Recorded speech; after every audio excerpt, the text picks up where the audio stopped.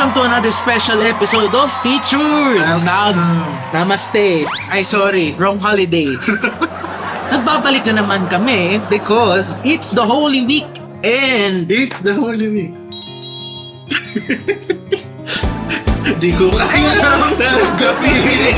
And for our special this year, magdadrama kami.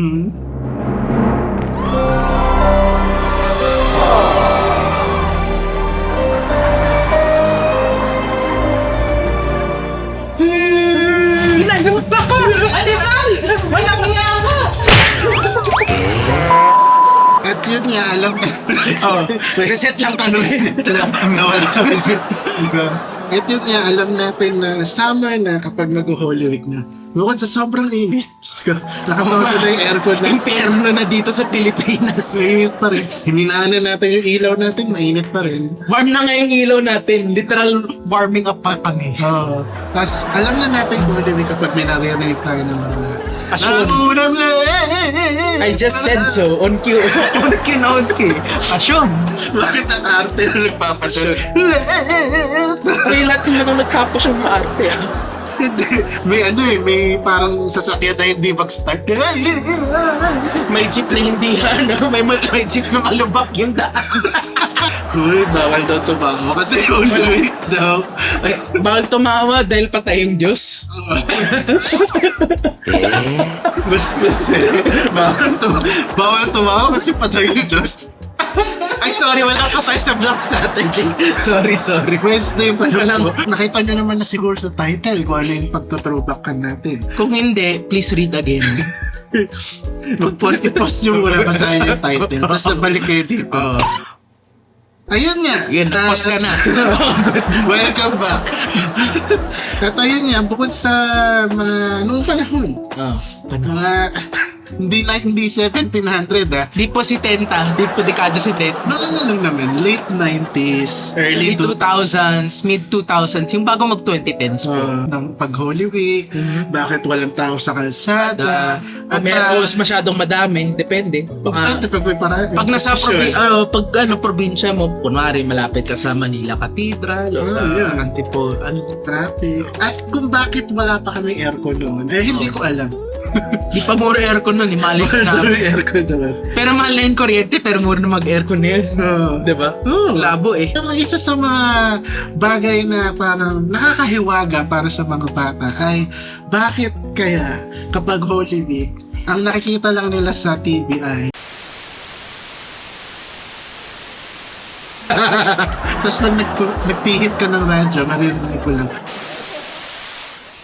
Bakit nga ba wala ang paborito mong palabas sa TV kapag Holy Week? Nakakatnam po naman, walang initial D sa hapon. Ako go bingo. Hindi, initial D ako eh, pero... Ang tanda. Initial D po yung pinapanood ko, pero walang makaka-relate sa akin siguro. Mabalikan natin yung TV guide. TV guide? Mga... Meron na. Late na. Wala nga TV, kasi TV guide. Airing schedule meron siguro. Meron naman kasi shortened lang. Kung meron man palabas, hindi siya ganun ka-interesado. Oo. Para sa bata ha.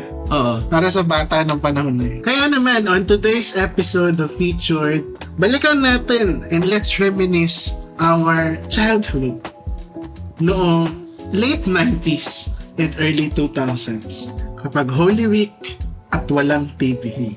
Walang TV. Nahimik lang tayo. Hindi, walang palabas sa TV masyado. Kung alam nyo to, please comment below. If not, wag na kayo mag-comment. Magdasal na lang kayo.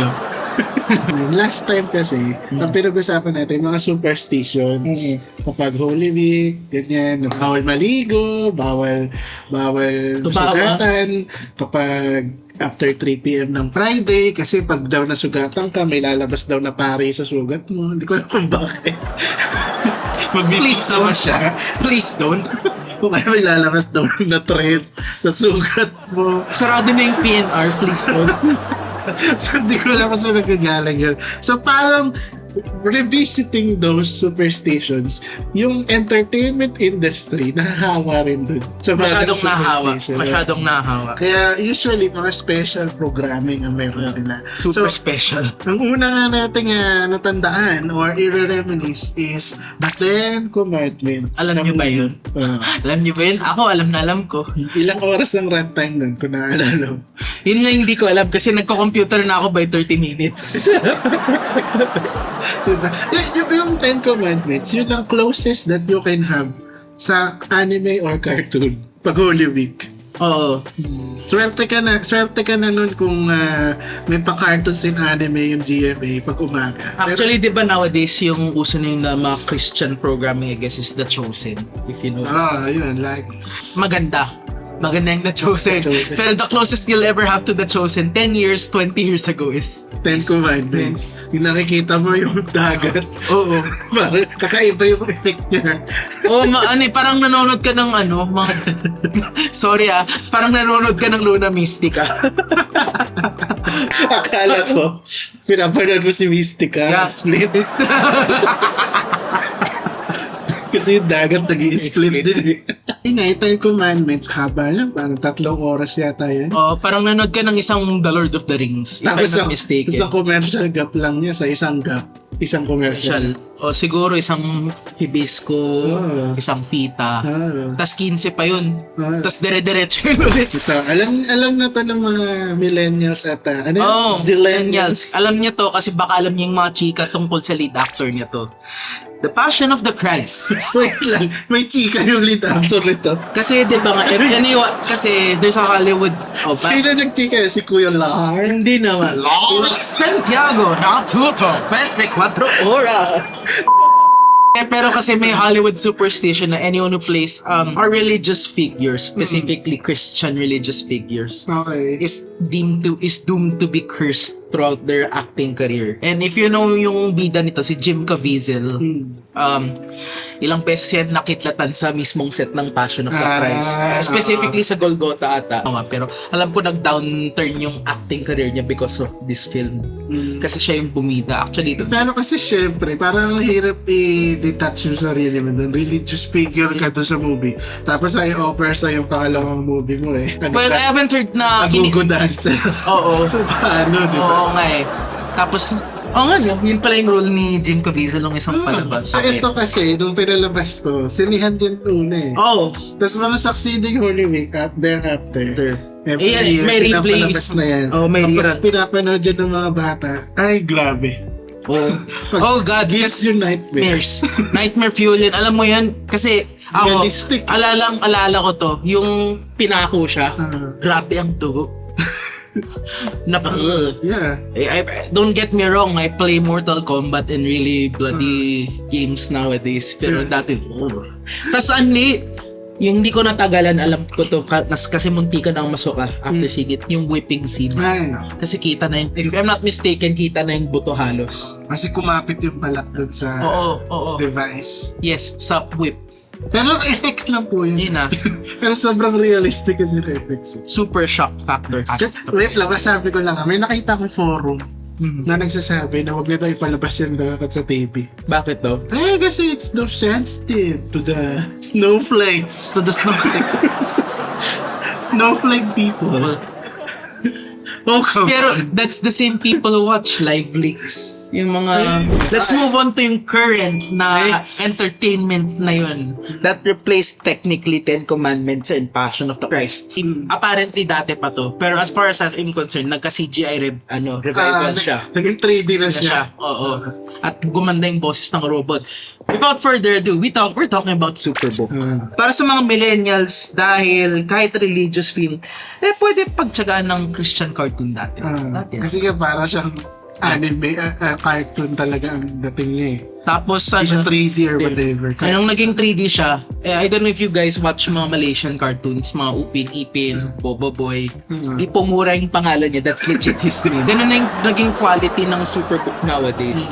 Granted, it's Western media technically, pero ganun na yung level niya halos. Siguro para doon sa mga bata na nanonood, ngayon na hindi yun nagigets kung saan kami nanggagaling. Oo. Ang sitwasyon kasi dati pag Holy Week, Oo. Wednesday pa lang, Wala na. yung mall nagsasara Sasara. na, Oo. half day lang. Lang. Tapos yung TV station, ano lang din. Naka-autopilot. Oo. Early sign up. Wednesday Di pa lang. eh. Naka-autopilot yun. Matas. Kung pupunta ka ng GMA, parang may isa lang na magmamano ng ano, para i-on off lang yun. Pero autopilot na yun buong araw. Hanggang ano na yun, Black Saturday. Saturday. Pati yung mall sarado, Black Oo. Saturday.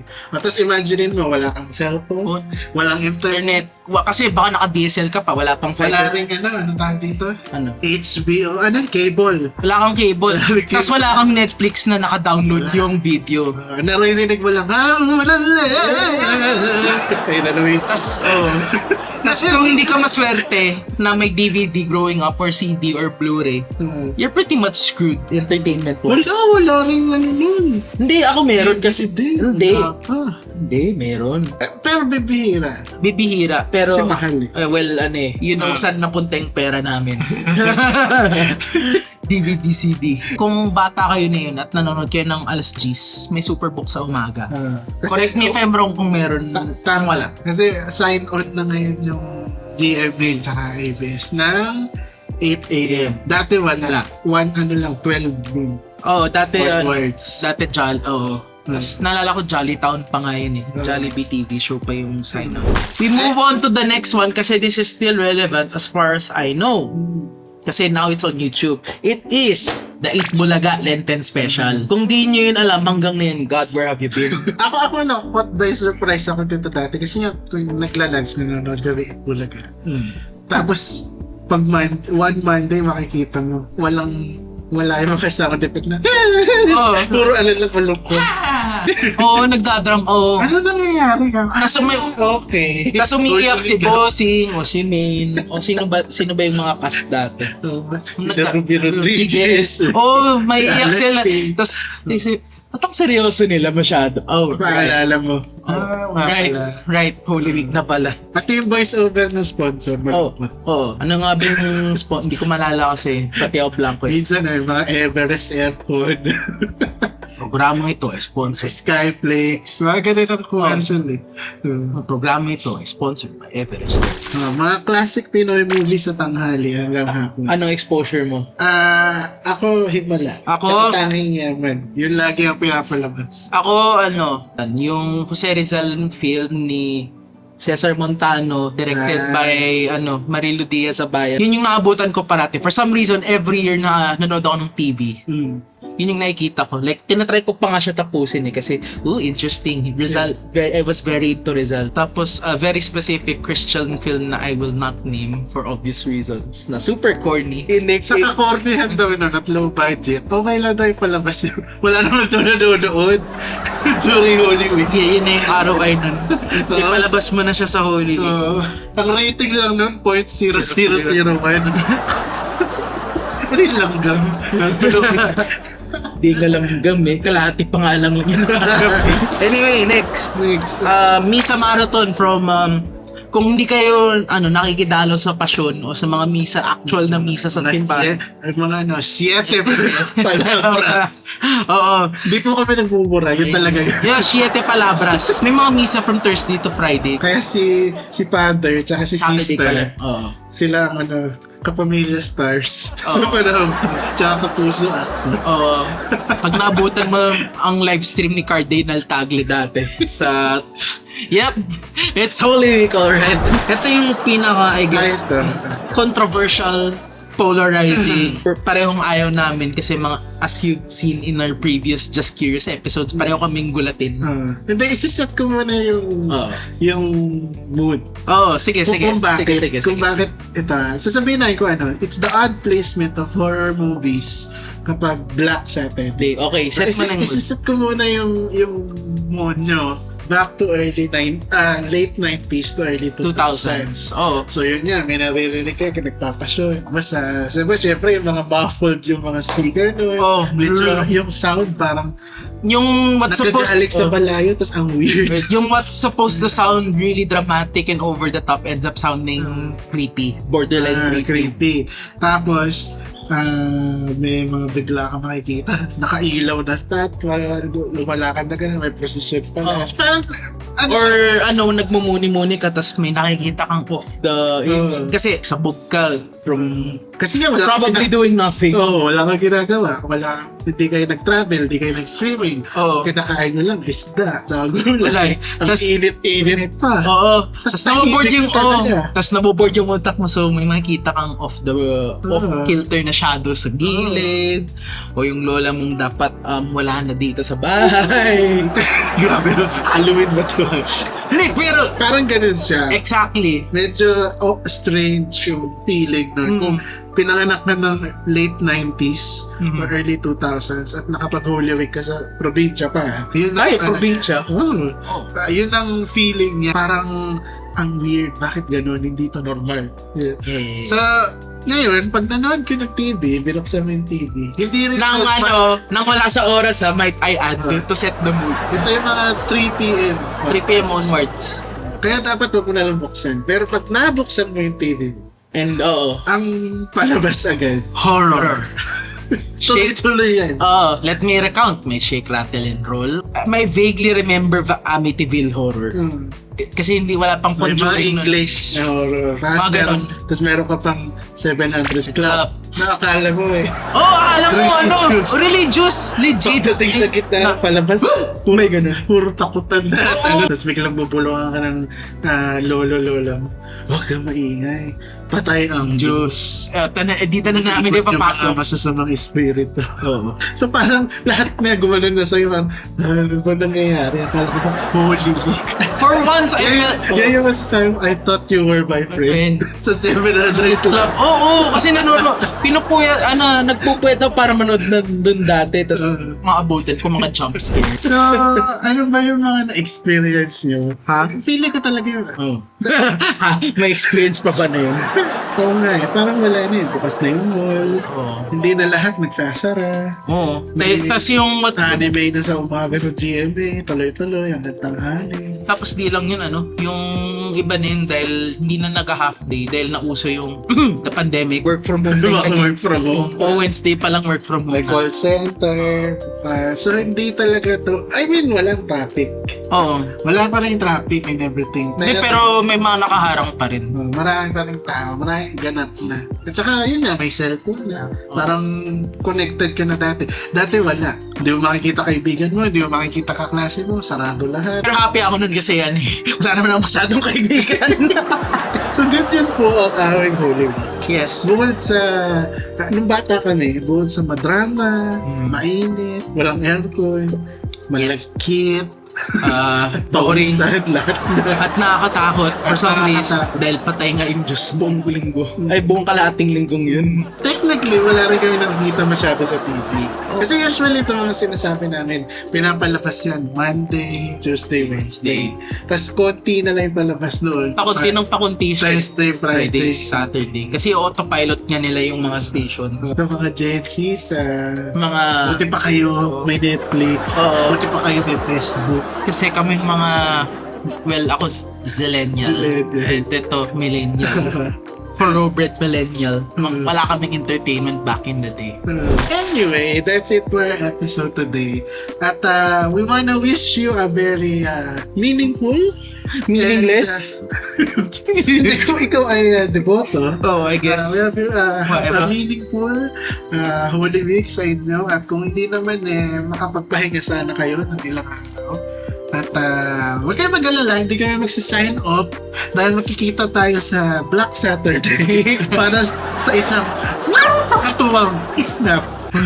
I guess. Hindi bagay yun. Hindi bagay. Naglulok sa tapos nakakatuwang snap. Mabuti ba yun? Pagod na yung mga hita nila kakalakad ng antipolo. Umupo muna kayo sa gilid ng daan at panoorin yung snap namin sa Saturday. Parang di pa rin yan mabuti.